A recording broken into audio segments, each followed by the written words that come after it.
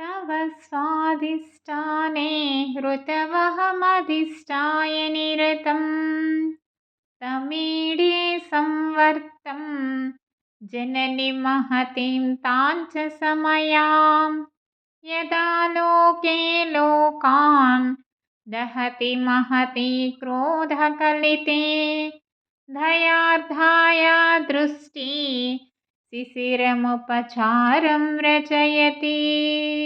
ఈ శ్లోకంలో శంకరాచార్యుల వారు అమ్మా కల్పాంత ప్రళయ కాలంలో ఈశ్వరుడు ఈ జగత్తును లయం చేస్తుండగా నీవు నీ అమృత దృక్కులతో సృష్టిని తిరిగి ప్రారంభిస్తున్నావు.